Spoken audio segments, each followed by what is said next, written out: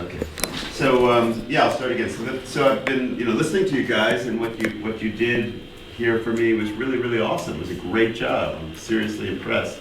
I guess I didn't know quite what to expect, but I'm just pleasantly I guess surprised it was as fine a presentation as it is. You obviously worked very hard on what you did. So I was thinking about what is it that really makes the difference. What is Dream Theater about? How do we achieve the level that we get to?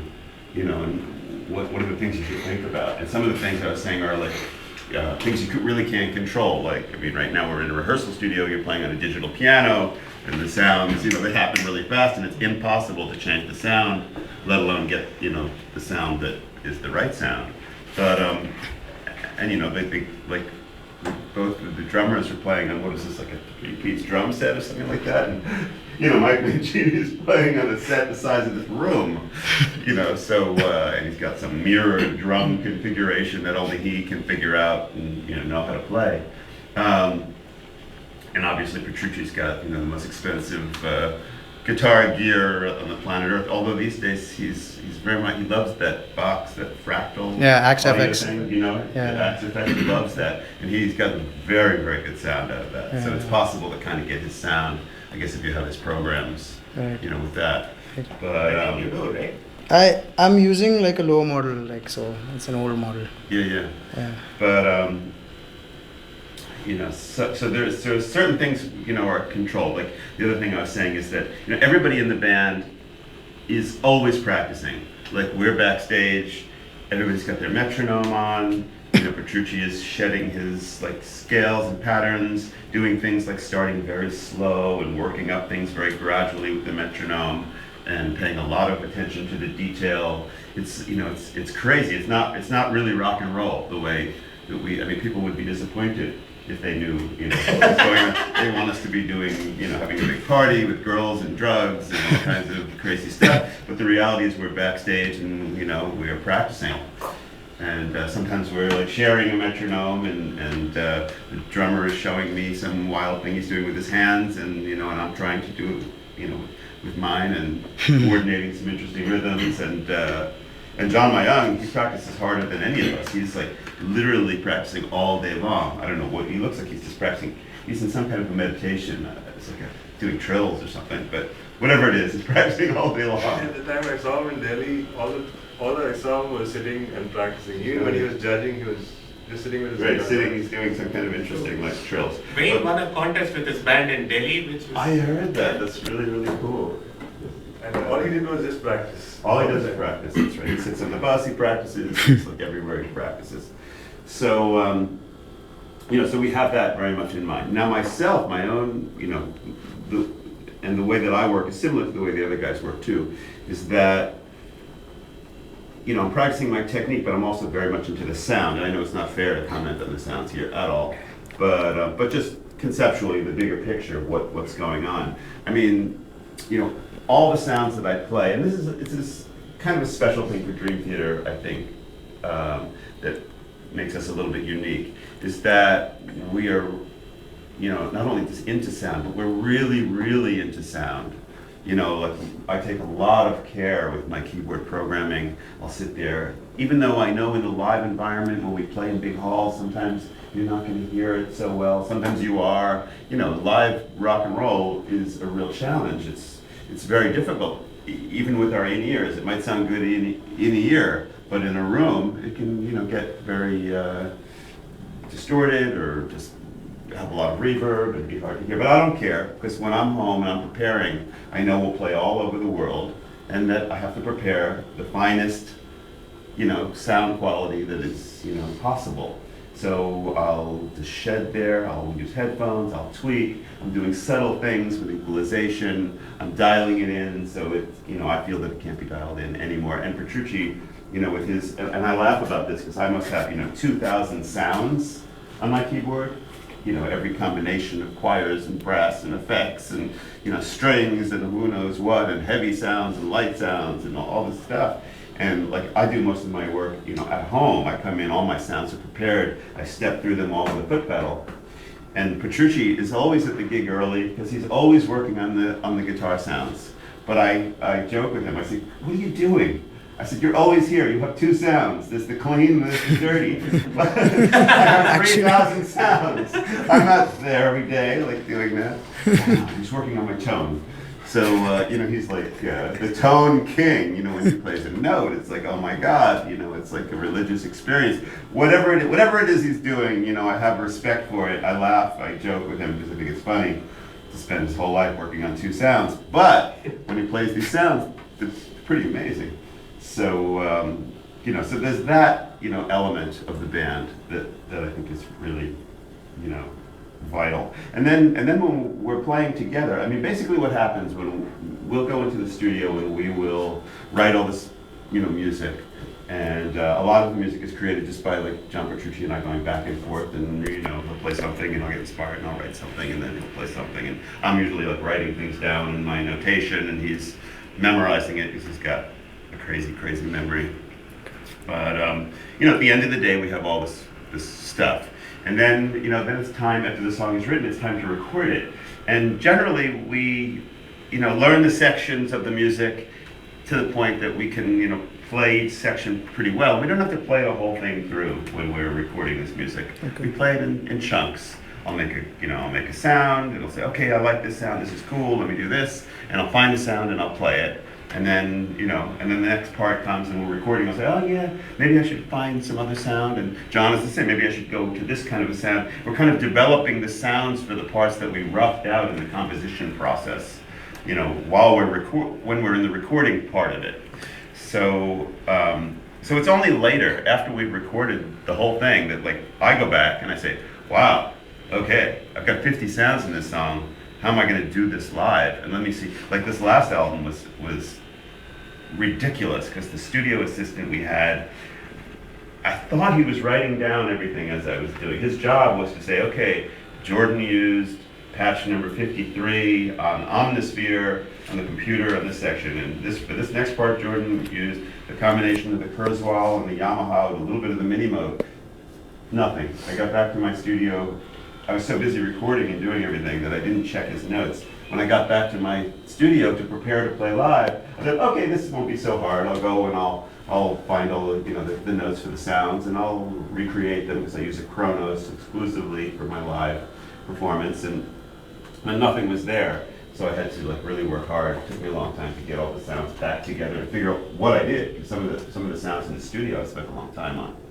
So yeah, that's kind of the way. And then I put it all together so it can seamlessly just patch through it in a live performance. But then what I was leading to was that as far as getting the music so it's really tight to play live, that basically comes in our own shedding time by ourselves. I don't know like how you guys got to where you got it, which again was really good. But I'll sit there and practice at home, and everybody does. And when we walk into a rehearsal for a tour, we might have a few days, 3 or 4 days to practice this stuff all together. But we come in completely ready. We've all practiced this stuff to metronomes. We practiced to the record. A lot of it's playing along, with the record. To make sure it's smooth, because we don't have, a professional musician doesn't have a lot of time to practice. I mean, Prasanna can tell you as well. We go to gigs and you show up and you're prepared, and you might have a rehearsal with the guys the night before or the day of the show, and you say, okay, let's go, let's play. Yeah. So it's very much about, preparing on your own. People think, oh, Dream Theater, they must rehearse like, for months to do what they do. It's just not true. I mean, it might be fun. It's a nice concept in theory, but it doesn't happen because it's very expensive to get all the guys in the band together in a room with all our gear, with all our crew, all our stuff, and we, maybe unfortunately, don't really meet in a room like this and just rehearse. We might write in this kind of an environment. Okay. But rehearsing is all about getting together completely, really prepared, and then there's things to work out, but it's but we're pretty much ready. So, and then what we'll do is when we are together, if there's a section that's a little bit like shaky, we'll like really slow it down, and sometimes like I'll practice like that whole part at the end of Breaking All Illusions. I practiced for like an hour just with Mike the drummer, because his pattern on the drums was so weird. that when we broke it down and all I heard was the drums and the keyboard, I was like, what is going on? Like, I couldn't relate to it because I was used to hearing like the whole thing. But I knew that I had to, in order to be really, really comfortable and in time with the whole band, I had to be very aware of everybody's part. So I really wanted to understand how his part, without hearing the other stuff, related to my part. So after doing that, it was kind of like the pieces of a puzzle like fit together in my brain. So we'll take those hard sections and we'll take them apart, and then we'll slow them down. Our last drummer, Mike Portnoy, he hated to practice. However, the one thing he did like to do was, and he would tell you that himself, the one thing he did like to do was when he was having trouble with a section, he would just loop it. We would just create a loop. We'd practice it over and over and over again until he got it, which was, you know, a good way to do it. But between practicing a loop like that and just shedding it till it's right and slowing something down until it's really, you know, correct, and everybody really understands what is it you're really trying to do, what is the rhythm of that part, you know, to the point where you can tap your foot to it and tell somebody what is the meter you're playing. Because if it's not that, if you can't like really tap your foot to it and you're just kind of falling into place, then it's not really like Dream Theater. It's not as good as it can be. So you know, and without understanding how you got, you know, what the process was for you guys to get to this point, I'd love to hear about it actually. But that's a little bit about our process. Like I wanted to ask, like there were a few parts in the songs, like Yes. which is like it's really hard to like count and like play those parts. It's more like I practiced like so many times that it's like a muscle memory. Like, you know, I have Yes. Are you learning it by ear? most of it by the ear, and like I took some help from the online charts also. Yeah. Some of it, like Listen which to parts which I couldn't figure out because Right. there was so much stuff happening. So much stuff. Yeah. Yeah, so And some of the leads you were playing your own thing a little bit. yeah, I'm just right? improvising the solos actually. Nice. Yeah. Yeah. That's nice. Thank you. So yeah, well, if there's any particular part I might be able to shed some light on, we can go through the songs again and stop when there's a part. You might have any questions. That's an idea. Yeah. Okay. Also, any other questions? So like when you guys are playing, are you like always counting like the parts while you're playing, like counting the time Always signature? counting? No, not necessarily. You know, at some point there was a real understanding of what the meter was. But I like, you know, it's nice when you can forget it, when you don't have to think so academically about it. Right. You know, some parts are very much, you know, to stay kind of with it. It's more like the accounting thing is fine. But other things, you know, when you really know what it is and you feel it and it's accurate, then you can forget about what the numbers are. The most important thing is that you really can feel it, and you know, it's a whole body thing. I always tell everybody that everybody should be kind of like a drummer. You know, everybody should learn to drum a little bit because you know, that's the basics. The rhythm is like the foundation of a house. You want to be able to really, really feel it. You want to be able to basically drum something, Right. and then pick up your instrument and then you can play it. Okay. You know, if you can't play something to a metronome, then it's like, you know, the music is going to be suffering because there's no foundation to it. All right. Yeah. So only during practices you use metronome, but like let's say when you're composing, like you're sitting down, you write, no metronome at all. Yeah, well, I mean, in composing, I'll play something and I'll go, whatever it is, and then, oh, that's cool. Let me see, what is that? What did I just play? And now I'll have to count it to maybe communicate it to the other guys. You know, it's not, generally not. I'm not thinking, even though I compose in a lot of odd meters, I don't compose academically. Okay. It's always, I do it by feel, and then I figure out what it was. Because I'm really used to like odd. I grew up with Gentle Giant and King Crimson, and, you know, Stravinsky and all these things, and I'm used to it. I feel it. I wasn't born that way. This is a discussion that, you know, we have been kind of having and saying to the people, is that these things it's no miracle. You know, it's not. It would be nice if it was. It's not magic.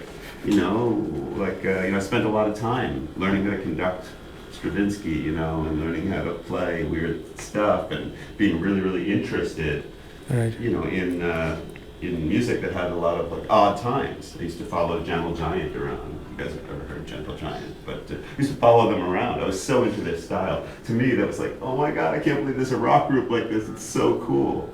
And they all played different instruments. They were playing all this counterpoint and weird stuff, and the keyboard player sense of rhythm, and you know, it was really, really cool, and I just really loved that. So I personally was so invested in it. So I spent the time, and then what came out of that is that all of a sudden I'm walking around, I'm thinking in 7, you know, and I'm thinking in 13, and I don't even know what it is. I'm not consciously doing it, I'm just vibing that, and I like it, and it gives me a little, you know, the buzz to have that, you know, musical stuff come out of me. So yeah, so you have to, you know, in order to get to that point where you're doing things that are a little bit more challenging, whatever, you have to definitely spend the time to shed them and let them sink into your body until they become part of you, and then it's, you know, then your musical path is that much stronger. Yeah.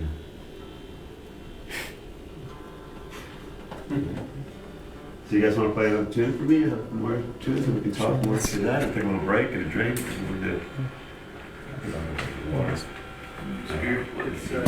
Are you inspired by guitar players? Oh yeah, Like- definitely. I'm a big guitar player fan. I like, you know, I love Steve Vai, and I love Hendrix, and, you know. Because you are doing like a lot of microtones and vibratos and bends with everything. Like, so it sounded more like replicating With the. the lead, with the Yeah. Yeah.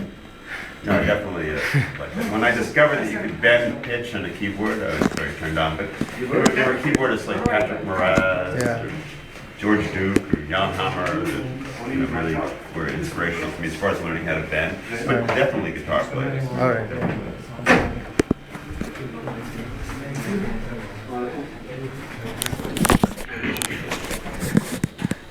Cameraman. But again, if you guys have questions.